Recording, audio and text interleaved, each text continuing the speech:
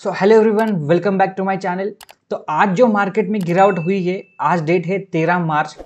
तो सबके माइंड में यही सवाल है कि गिरावट हुई क्यों, कहाँ पे जाके रुकेगी। तो बिना किसी देरी के चलो हम लोग इस वीडियो को स्टार्ट करते हैं। तो जिस तरीके का फॉल था मार्केट में आज, सबको यही अभी डाउट है कि मार्केट कितना गिरेगा, कहाँ पे जाके रुकेगा, फिर से बाइंग लौटेगी या फिर नहीं, या फिर मार्केट में टॉप आउट हो गया। तो देखो, सब क्वेश्चंस का हम लोग आंसर देखेंगे। उसके पहले देखो, मार्केट गिरने के बहुत सारे रीजंस है। ठीक है, एक तो जो अभी फिलहाल वाली न्यूज़ है कि म्यूचुअल फंड का जो स्ट्रेस टेस्ट है वो भी है। सेकेंड चीज़ है कि सेबी ने म्यूचुअल फंड को कहा है कि जो अनाप शनाप इनफ्लो आ रहा है म्यूचुअल फंड में, मतलब small cap and mid cap में, उसके ऊपर थोड़ा सा आप रोक लगाओ। रोक मतलब ऐसा नहीं कि इनफ्लो मत लो, बट जो इन्वेस्टमेंट आ रही है उसको थोड़ा सा एडजस्ट करो। क्योंकि देखो, जिस तरह की से मार्केट में पैसा आ रहा है ना, समझ जाओ कि अभी सब लोग बाय करने के लिए बैठे हैं। बट जब जब भी कभी पैनिकनेस आएगा तो उनका जब वो रिडिम्पशन आएगा तो उस समय खरीदने वाला कोई नहीं रहेगा। तो आप समझ सकते हो कि मार्केट का क्या हाल हो जाएगा। तो ये चीज़ ना हो जाए इसलिए अभी से भी थोड़ा सा स्ट्रिक्ट हो रही है। सेकंड की देखो, मार्केट हर मार्च महीने में करेक्शन देता है। आप अगर पिछला स्टैट उठा के देखते हो तो मार्केट हर साल मार्च महीने में करेक्शन देता है। अगर ऑलरेडी करेक्ट हुआ है तो साइडवेज चला जाता है।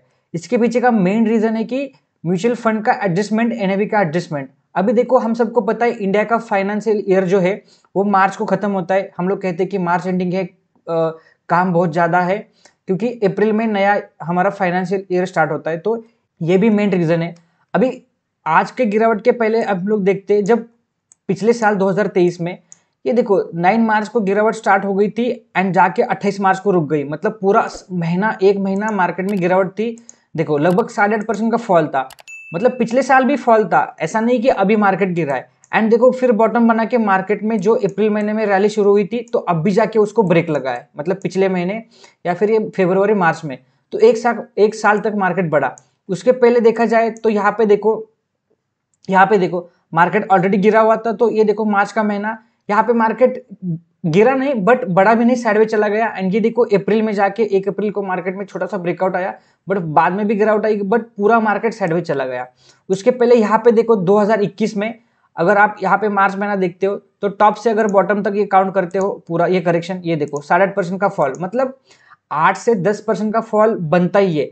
उसका पहला, ये आपको पता ही है, कोविड वाला क्रैश जो कि मार्च महीने में आया था। अभी ये मतलब कोइंसिडेंस है या फिर बोलो कि हिस्ट्री रिपीट होता है, वो अलग चीज़ है। बट यहाँ पे भी देखो ये मार्च में फॉल आया था। मतलब अगर आप लोग 5 साल का डेटा उठा के देखते हैं तो हर मार्च में, पीछे भी होगा शायद, वो नहीं है, बट इतना डेटा सफिशिएंट है। तो ये फॉल आता है। अभी देखो ऊपर से अगर काउंट करते हो मार्च महीने में, तो लगभग लगभग अभी 10% का फॉल आ चुका है। ठीक है, टॉप से 15-20% है, बट मार्च महीने में 10% का फॉल आ चुका है। और इतना बड़ा फॉल आने के पीछे का रीजन है कि रैली भी उस तरफ की हुई है। एंड गाइस, यहाँ पे देखो कि मार्केट में अनाप शनाप वैल्यूएशन बन चुका है।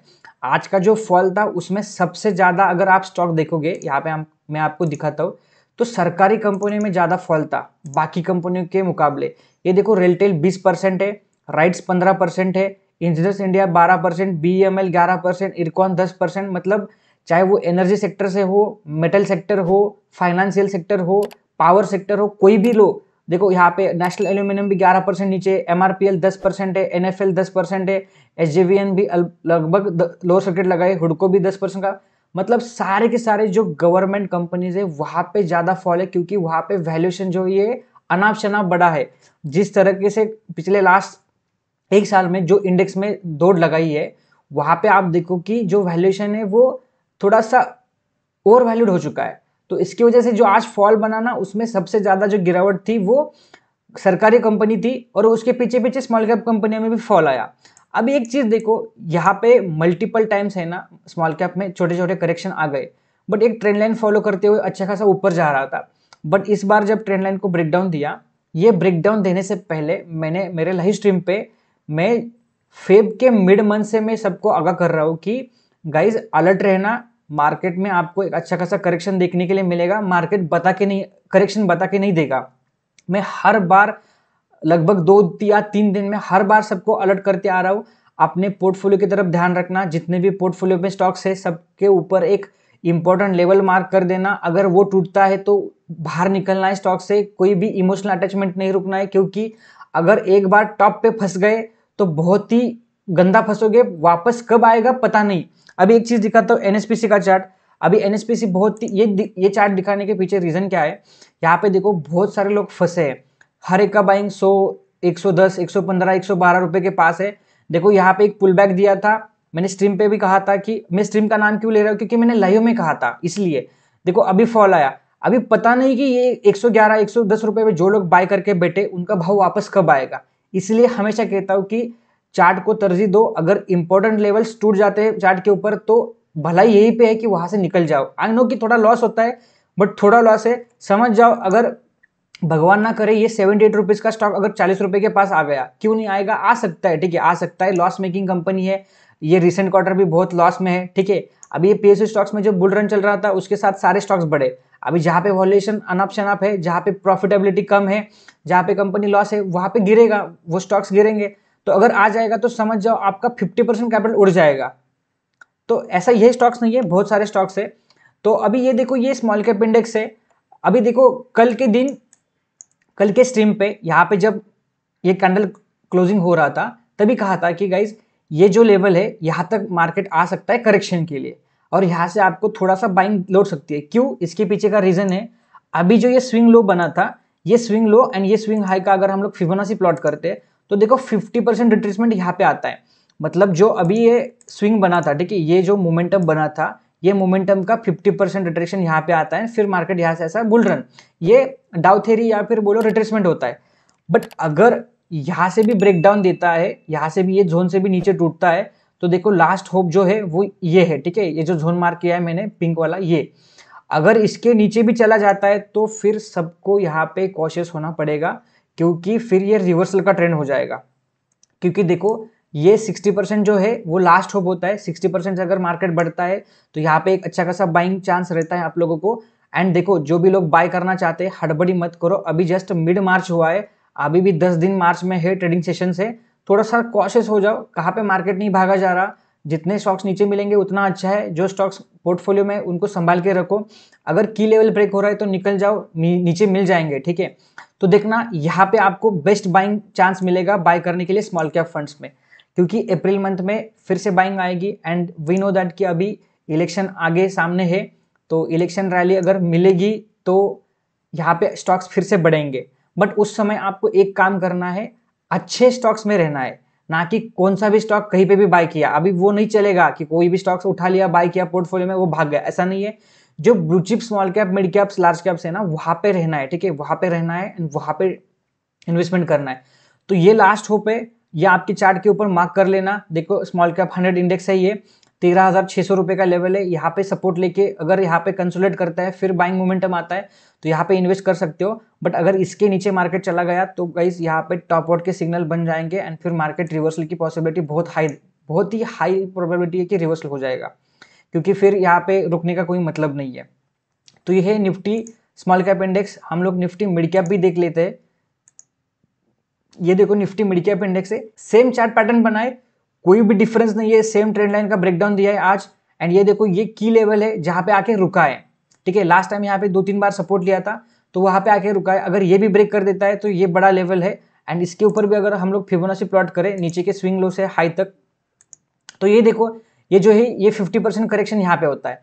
मतलब अगर मिड कैप यहाँ पे आता है तो स्मॉल कैप जो है वो 60% करेक्शन देगा, मिड कैप जो है 50% करेक्शन होगा। एंड आपको पता है अगर मार्केट गिरता है तो सबसे ज्यादा स्मॉल कैप, उसके बाद mid cap and then large cap, मतलब थोड़ा थोड़ा थोड़ा ऐसा, क्योंकि स्मॉल कैप बढ़ते भी उसी हिसाब से है ना, तो करेक्शन भी वहां पे ज्यादा आएगा। तो मिड कैप के लिए ये जो लेवल है ये की लेवल है, यहाँ पे आता है तो मिड कैप स्टॉक्स में आप बाय कर सकते हो। स्मॉल कैप के लिए आपको बताया, ठीक है। तो यहाँ पे देखना एंड अप्रैल में फिर से न्यू फाइनेंशियल ईयर शुरू हो जाएगा, नया इन्वेस्टमेंट नया इनफ्लो आ गया तो मार्केट में तेजी लौट सकती है। बस एक चीज करना कि जल्दबाजी में कोई भी स्टेप मत उठाना, अभी भी मार्च एंडिंग के लिए बहुत टाइम बचा है। फिर ये देखो निफ्टी का चार्ट है, निफ्टी में भी देखो अच्छा खासा ट्रेंड लाइन बना था, अभी आज देखो ट्रेंड लाइन ब्रेक करके नीचे क्लोज हुआ है, बट ये ब्रेक ट्रेंड लाइन के एग्जैक्टली नियर बाय क्लोज हुआ है, ब्रेकडाउन तो दिया है ऐसा नहीं, बट यहाँ पे अगर आप ये जोन मार्क कर देते हो तो ये अच्छा खासा सपोर्ट है।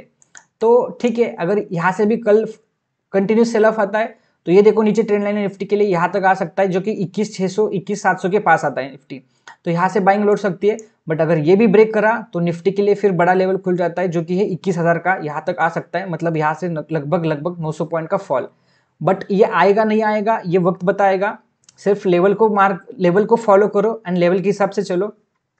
अभी देखो आपको स्टॉक्स है ना आपके पोर्टफोलियो में, जस्ट इंडेक्स इतना गिरा है ना, आपका पोर्टफोलियो 30 40 50% डाउन है।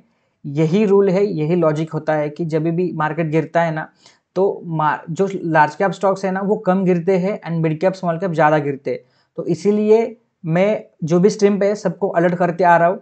अगर आप भी स्ट्रीम पे जुड़ना चाहते हो तो डेली सुबह में लाइव आता हूँ, वहाँ पे आप जुड़ सकते हो एंड वहाँ पे हमारे साथ ट्रेडिंग सीख सकते हो, इन्वेस्टमेंट सीख सकते हो। मेरा ज़्यादा से ज़्यादा फोकस स्विंग ट्रेडिंग पे होता है, तो जो भी लोग मतलब स्विंग ट्रेडिंग कैसे करते हैं पता नहीं है तो वहाँ पे आप लोग आके सीख सकते हो। बाकी अगर इंडेक्स देखते हो, निफ्टी मेटल इंडेक्स में भी यहाँ पे देखो एक अच्छा खासा ब्रेकडाउन दिया है, बट सपोर्ट के पास क्लोज हुआ है। आज सबसे ज़्यादा गिरावट अगर किसी सेक्टर में आ गई तो वो मेटल था। उसके बाद स्मॉल कैप है, मिड कैप है, फार्मा है, मतलब हर एक सेक्टर में फॉल आया था, सिवाय एफएमसीजी एंड आईटी थोड़ा सा। क्योंकि एफएमसीजी आईटीसी के बदौलत ऊपर था एंड आईटी इंडेक्स सुबह से स्ट्रेंथ होल्ड करके रखा था, बट एट द एंड जाके वहाँ पे फॉल आ गया। तो ये चीज़ें हैं, तो लेवल्स को फॉलो करना एंड चार्ट को तरजीह देना, लेवल के खिलाफ कोई भी स्टेप मत उठाना। So that's it, thanks for watching. अगर चैनल पे नए हो तो लाइक एंड शेयर सब्सक्राइब जरूर करना।